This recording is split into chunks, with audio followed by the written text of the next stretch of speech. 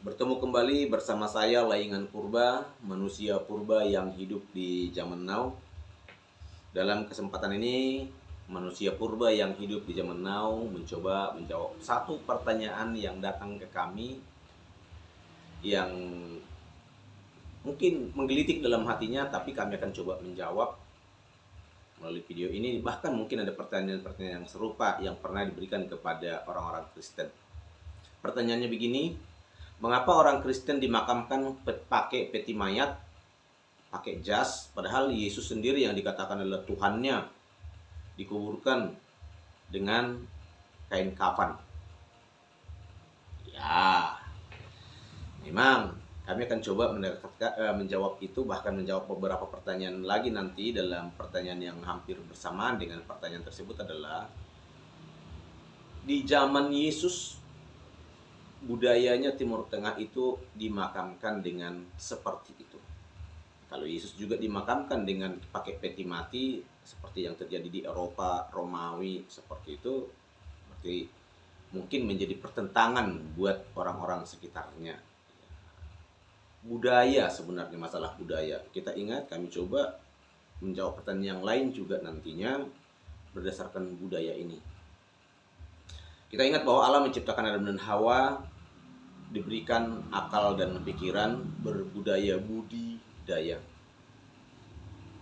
Kita ingat juga nanti berbicara tentang budaya, ada unsur-unsur budaya yaitu makanan, pakaian, adat istiadat, kebiasaan-kebiasaan bermasyarakat, ada tulisan, ada senjata, ada alat musik, dan banyak hal lain tentang unsur-unsur budaya. Tentunya itu semua diberikan Tuhan, ya seyogianya kita gunakan untuk kemuliaan, memuliakan Dia. Musik ada di Kristenan, bernyanyi menjadi bagian dari budaya itu, budaya bernyanyi itu. Sungguh besar Engkau ya Allahku, ajaib dan percaya. Lirik-lirik itu dinyanyikan menyentuh emosi kita, jiwa kita untuk menyembah Dia. Tidak hanya sujud dengan berdoa seperti ini, semua budaya itu dipakai untuk kemuliaan. Sehingga nyanyikanlah nyanyian untuk kemuliaan Dia. Sebagai budaya bernyanyi, nyanyikan. Gereja memakai itu, orang Kristen memakai itu, bahkan orang Israel pun juga menggunakan itu dalam mazmur atau jabur-jabur mereka itu dengan menggunakan alat-alat musiknya juga. Kenapa orang Kristen memakai drum di gereja katanya? Ya budayanya sekarang ya lebih emosional, kita tergugah untuk kita semakin dekat dengan Tuhan dengan dentuman musik itu seperti itu. Ya sah-sah saja selagi digunakan untuk hormat kemuliaan budaya apapun. Masalah pakaian, apakah harus pakai jas ke gereja seperti itu? Enggak. Tapi bagaimana supaya kita dengan aktualisasi diri dengan budaya yang ada daripada kita datang menjadi rasa hormat, rasa kagum, rasa dekat dengan Yang Maha Kuasa itu. Itulah penyembahan orang Kristen yang sebenarnya. Jadi bukan masalah kenapa Yesus pakai, saya jawab semua dengan bahasa latar belakangnya adalah budaya.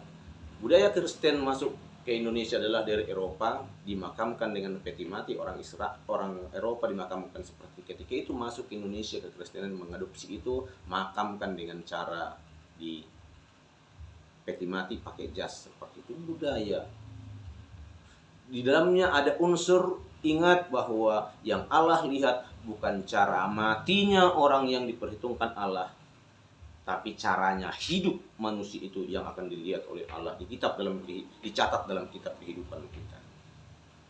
Ingat, bukan cara matinya orang yang dilihat oleh Allah. Mati udah akan dihakimi, Yesus sang hakim yang adil itu akan menghakimi. Kitab kehidupan kita katanya akan dibukakan, bagaimana cara hidup kita, bukan cara mati kita, bukan cara kita dimakamkan. Ada orang Kristen juga di bagian-bagian dari yang sumbernya dari aliran agama tertentu yang dikremasi, yang dibakar.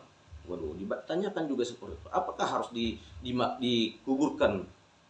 Dikremasi juga, kalau itu budaya dianggap sebagai penghormatan, diserahkanlah. Saya lupakan semua supaya saya nggak datang-datang lagi ke makamnya nanti. Apa gunanya saya ke makam-makam lagi mengurus-urus makam itu? Lebih baik biaya perawatan makam saya berikan kepada yatim piatu, fakir miskin, daripada udah biarkan.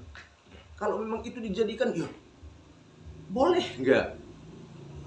Ingat, bukan caranya mati yang Allah lihat, tapi caranya kita silakan, sah-sah saja ada orang Kristen juga menerima pemakaman dengan kremasi. Selagi itu digunakan untuk hormat, memperingati waktu kematian itu ternyata napas saya suatu saat juga akan hilang, maka setelah hidup saya persembahkan untuk hormat dan kemuliaan dia. Mati saya nanti akan dikuburkan, entah aku juga mau mati saya entah di mana juga, bukan itu yang saya pikirkan, tapi bagaimana cara hidup saya sekarang.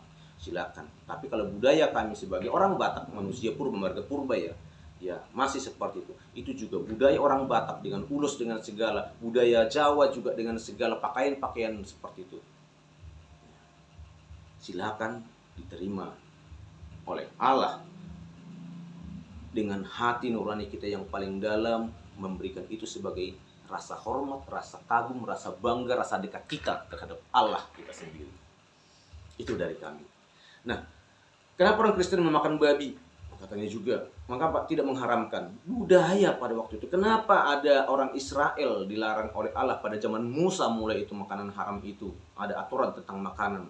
Karena memang pada babi itu adalah dipersembahkan dulu itu kepada dewa-dewa, orang Moab, orang Amori di sana, di sekitar mereka.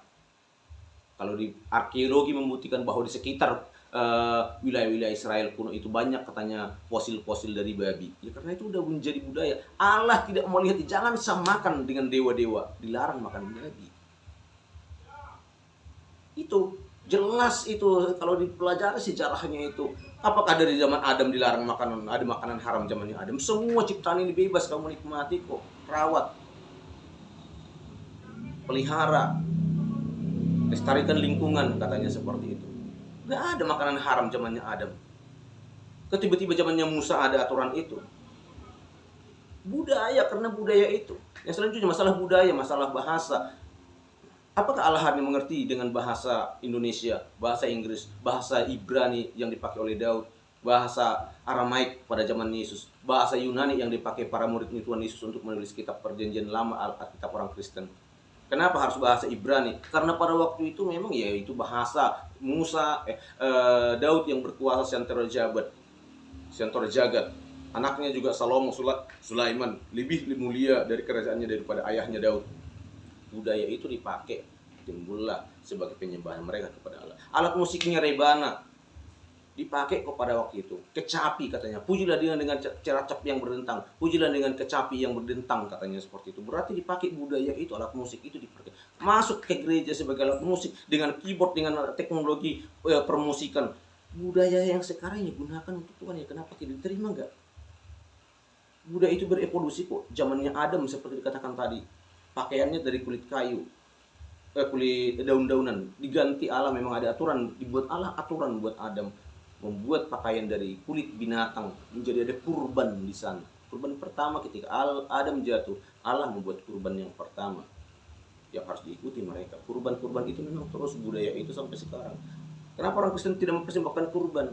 Karena janji itu, kurban itu sebenarnya darah itu ya telah digenapi dalam darah. Pernah dalam konten yang lain saya katakan telah diselesaikan janji itu, bahwa kurban itu ada satu nanti yang dikurbankan, manusia tanpa dosa. Kalau binatang udah bercatat semua. Ada kurban yang sejati, yaitu adalah Yesus yang mati di atas kayu salib. Kurban itu digenapi semua. Al-Masih itu untuk menggenapi itu kok. Janji Al-Masih yang ditentukan oleh Israel itu dalam Perjanjian Lama itu, kitab-kitab Musa, kitab-kitab Taurat itu, kitab Zabur itu, kitab para nabi mereka, digenapi Yesus semua. Bahwa kurban itu sudah selesai, kata Yesus. Ada perjanjian yang baru. Yesus akan datang kedua kalinya. Perjanjian yang lama, Yesus akan datang sebagai Al-Masih. Perjanjian yang baru, Yesus akan datang sebagai hakim untuk menghakimi kita. Melihat cara kita hidup dengan budaya kita yang ada, Dia akan menghakimi kita. Bagaimana? Budaya apapun yang kita gunakan, bahasa apapun yang kita gunakan, Allah akan terima ketika budaya kita ini untuk hormat kemuliaan nama Tuhan sendiri. Kenapa ada budaya perang pada waktu itu? Yesus, Allah juga hadir di dalam budaya perang di sana kok. Karena mereka dengan budaya perang mereka, dewa perang mereka dianggap sebagai kekuatan. Allah hadir untuk melumpuhkan budaya-budaya perang mereka itu. Pada waktu itu Allah hadir dalam budaya perang. Berperang selalu Allah dengan orang Israel. Apakah sekarang kita harus perang lagi? Orang udah damai kok. Pada waktu itu di Timur Tengah itu perebutan tanah, Allah hadir dalam peperangan juga. Itu budayanya. Maka gunakan untuk Allah.